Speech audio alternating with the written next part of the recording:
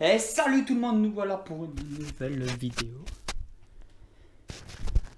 Et salut tout le monde, nous voilà pour une nouvelle vidéo. Et aujourd'hui, c'est une vidéo spéciale tortue, tortue de terre, tortue aquatique. Un petit suivi, on va les peser, on va essayer de les mesurer aussi pour voir ce que ça vaut. Et on va voir ça tout de suite ensemble. Pour faire le suivi des tortues, alors il vous faut une balance qui fait au gramme. Je crois que son maximum qu'elle peut faire, c'est 2 kg. Il vous faut 1 mètre. Peu importe la marque du mètre, là ce n'est pas un placement de produit, c'est tout simplement un mètre que j'ai piqué dans mon ancienne société avant de partir en donnant ma lettre de démission. Ici nous avons un petit pot style perroir, un truc comme ça, mais c'est pas la marque perroir, mais bon bref, c'est pour y mettre la tortue dedans pour pas qu'elle se barre parce que ça galope. Il vous faut... non, toi tu dégages. Et il vous faut une casserole pour pouvoir faire cuire vos tortues. D'ailleurs, je les ai mis dedans en attendant. Non mais je plaisante, hein, pour ceux qui tombent sur cette vidéo, on ne fait pas de la cuisine de tortue ici. J'en profite pour vous montrer un peu, parce que ça c'est les éclairages, par exemple, que j'utilise. Pour ceux qui ne suivent pas toutes mes vidéos, il y en a un là et un ici. L'éclairage fait voilà, ça améliore la qualité de la vidéo. On a une image beaucoup plus nette. La petite méthode, d'abord mettre votre support et ensuite allumer. Comme ça, ça se met directement à 0 et la balance ne prend pas en compte le poids du petit pot. Ah, voilà une Kinosternum carinatum. Alors ça c'est le derrière. Alors elles ont bien grandi quand même depuis que je les ai. Alors celle-ci elle est plus dans le noir et elle fait actuellement 26 grammes, exactement 26 grammes. Et elle a une carapace qui est très foncée. Du coup on ne voit pas très bien sur la vidéo. Je suis désolé. Et la deuxième, elle a une carapace qui est quand même beaucoup plus claire.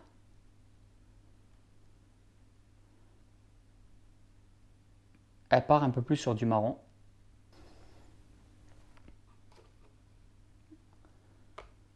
Et là, nous sommes sur 22 grammes. Donc celle qui est un peu plus claire, elle est aussi plus agressive.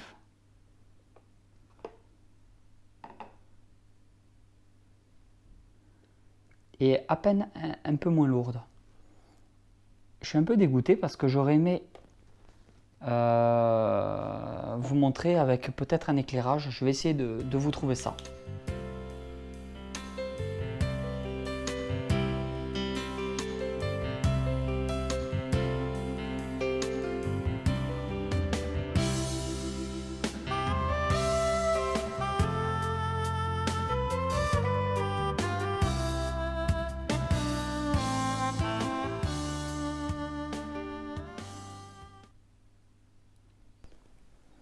Je compte aussi bientôt investir dans une nouvelle caméra. J'ai déjà le modèle et tout. C'est pas un truc extraordinaire, c'est un truc qui va me coûter 200 balles.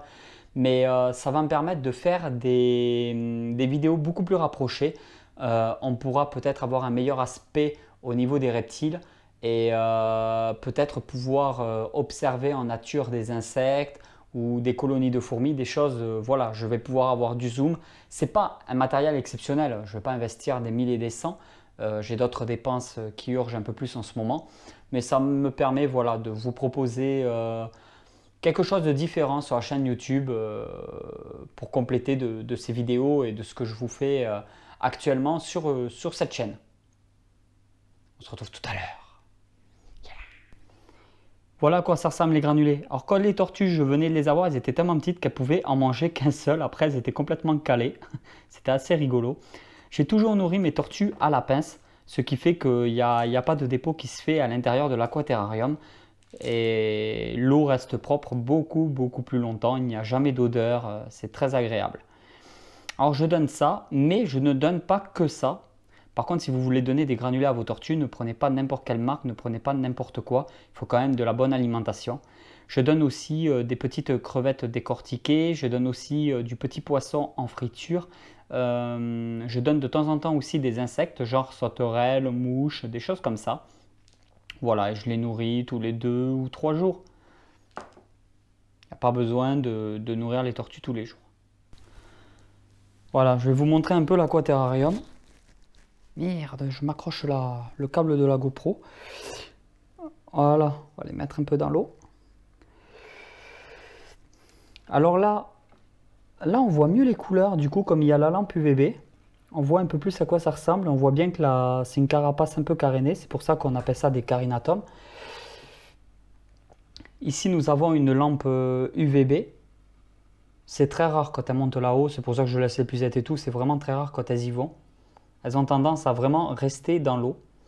Alors c'est un... Excusez-moi, je ne l'ai pas nettoyé avant de faire la vidéo.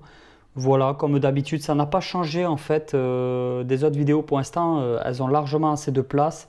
Elles continuent à vivre comme ça. Ici se trouve la pompe. Donc c'est toujours la pompe d'origine que j'ai achetée avec le kit.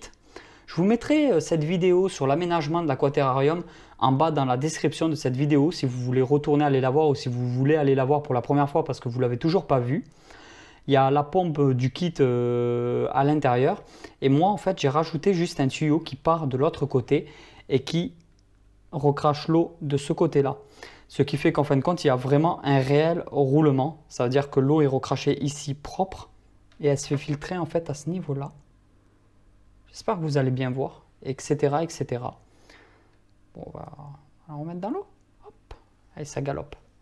Elle s'entend très bien, à deux, il n'y a pas de souci. On fait attention quand même pour l'alimentation. On les nourrit chacune de leur côté. On n'a jamais rencontré de réels problèmes. Putain, je voulais aussi vous montrer quelque chose. Alors là, pour les gens qui ne connaissaient pas, qui ne me suivent pas depuis le début, ça... J'ai fait un peu de tout en élevage et ça fait partie des insectes que j'ai élevés. Donc c'est des insectes que j'ai eu vivants chez moi. Comme par exemple celui-là, c'est le dynaste Hercule Luci. Alors c'est une espèce, ça fait partie des plus grands insectes du monde. À la limite, je vais vous l'ouvrir carrément. Les boîtes comme ça, je les avais achetées à l'époque, j'en ai encore plein chez moi. J'aimerais bien les revendre ou les échanger. Alors si ça vous intéresse d'avoir des boîtes comme ça, je ne sais pas qu'est-ce que vous pouvez faire avec des boîtes comme ça. Mais enfin bon, si ces boîtes-là vous intéressent, on peut toujours voir ensemble. Voilà, donc comme je vous ai dit, ce sont des espèces que j'ai élevées, que j'ai réussi à reproduire. Là, pour vous donner une idée, le dynaste Hercule, avec, mettons, sa femelle qui se trouve ici, c'était un couple qui m'avait coûté quelque chose comme 160 € à l'époque. Après, il y a celui-là et sa femelle qui se trouve ici. Mais bon, j'ai arrêté de faire les coléoptères. Ma femme faisait aussi pas mal tout ce qui est cétoine. Elle avait des trucs assez sympas qui étaient très rares à trouver en captivité. Et on était parti sur des espèces quand même relativement rares. Après, c'est moi qui me suis amusé à les épingler et tout une fois qu'ils étaient morts. Voilà, je voulais me faire plein de cadres comme ça, une petite collection, mais enfin, j'ai laissé tomber parce que c'est très très très long au développement larvaire. Et voilà, c'est pas quelque chose qui m'intéressait plus que ça au niveau de... Quand je prends des espèces d'animaux, j'aime bien en fait vraiment le côté qui m'intéresse le plus, c'est l'observation. Et c'est vrai que sur des espèces comme ça, je n'avais pas une réelle observation.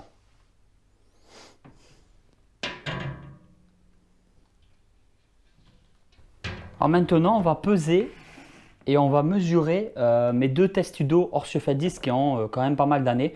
Je pense que la petite a aux alentours de 2 ans, je pense, et la grande a aux alentours de 6 ans à peu près, voire même peut-être 7 ans.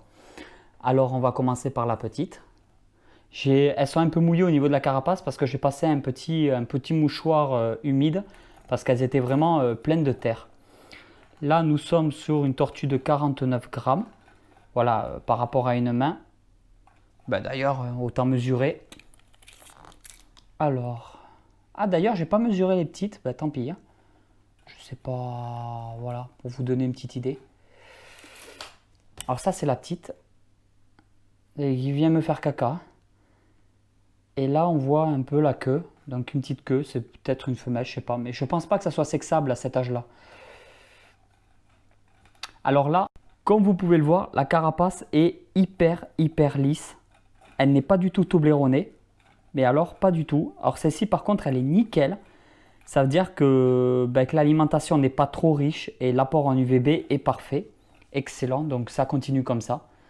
Et après, je vais vous montrer par contre la deuxième, qui n'est pas tout à fait bien lisse, même si bon, on voit pire quand même.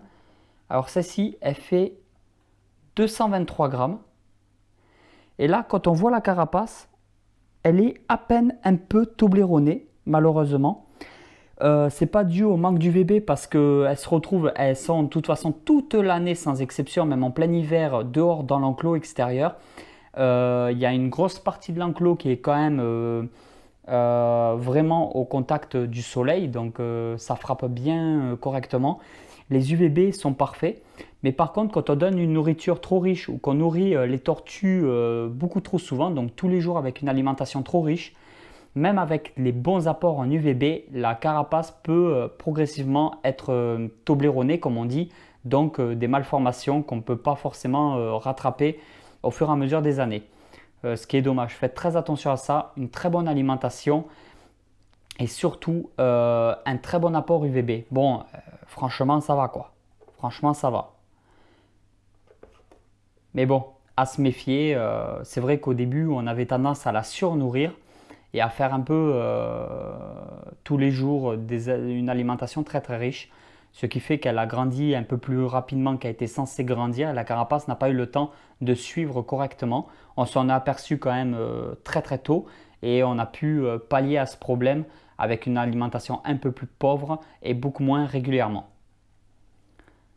Ici, au niveau de la queue, s'il y a des personnes parmi vous qui peuvent me dire le sexe, peut-être que celle-ci est sexable. Je suis curieux de savoir parce que je n'ai pas une grande connaissance dans les tortues. C'est par curiosité parce qu'elle s'appelle Choupette. Alors si vous me dites que c'est un mâle, j'ai pas l'air con. D'ailleurs, je pense honnêtement que c'est un mâle. Donc si vous avez vos idées, je suis preneur. Il y aura aussi dans la description un ou deux liens par rapport à des vidéos que j'avais fait avec l'enclos extérieur. Si vous voulez, si vous êtes curieux de voir ça.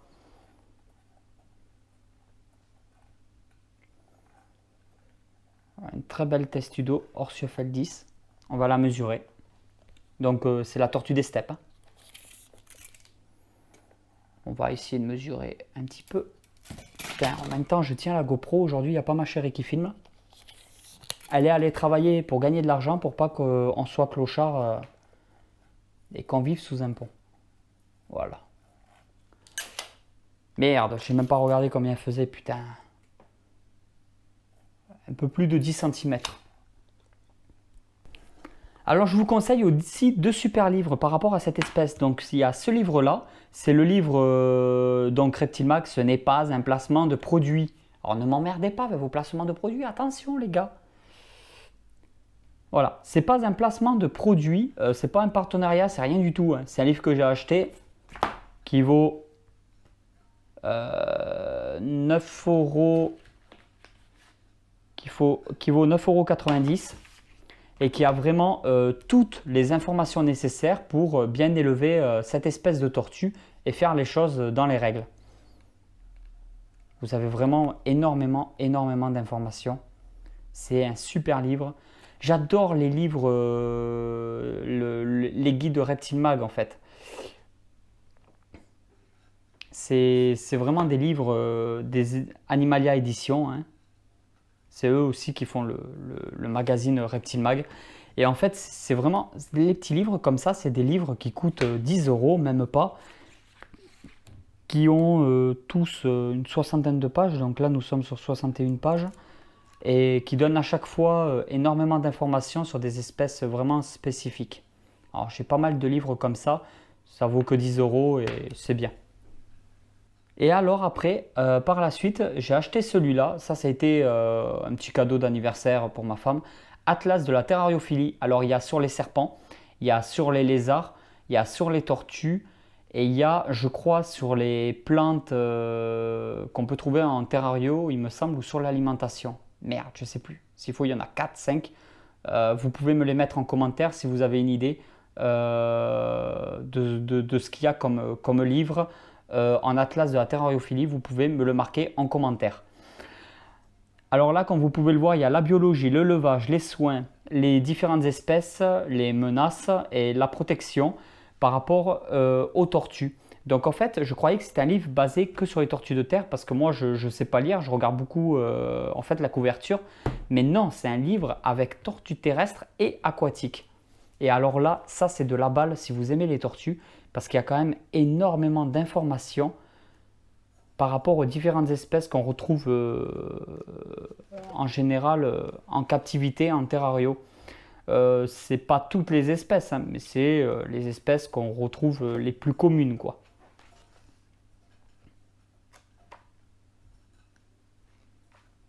Donc c'est un très bon livre qui va vous donner un minimum d'informations. Après, c'est à vous de vous informer beaucoup plus que ça, mais bon, ça fait une information globale et ça vous montre un peu qu'il n'y a pas forcément, par exemple, que les tortues des steppes en tortues terrestres.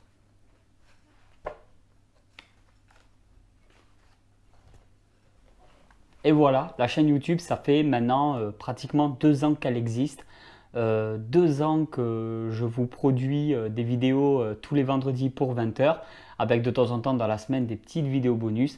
Ça fait 2 ans que je m'investis beaucoup pour cette chaîne YouTube, que je continue à faire des vidéos parce que j'ai constamment, franchement, vous me faites trop plaisir avec les messages, les commentaires, les retours, les partages. C'est vrai que j'aurais jamais cru qu'en France, avec un élevage de reptiles, on pouvait en arriver là.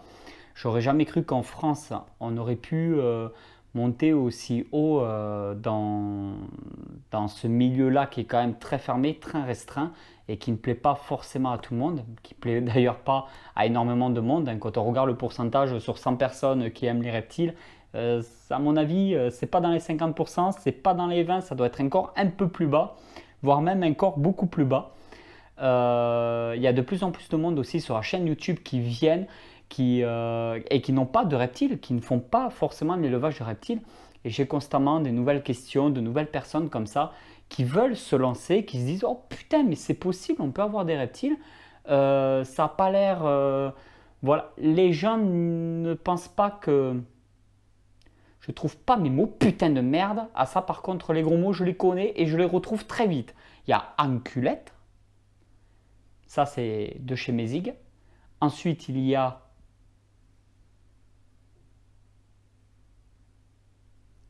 Il y a qu'enculette sur la chaîne YouTube Snack Reptile.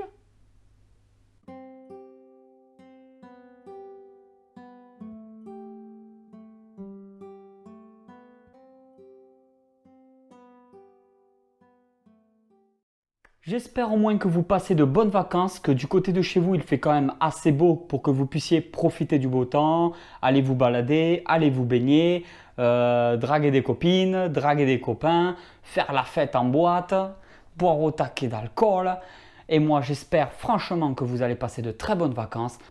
Et voilà tout le monde, j'espère que cette vidéo vous a plu. Si cette vidéo vous a plu, n'oubliez pas le pouce bleu, n'oubliez pas de partager la vidéo à vos amis. Et surtout, moi, je vous dis à vendredi prochain pour une nouvelle vidéo sur la chaîne YouTube Snack Reptile. Allez tout le monde, ciao ciao.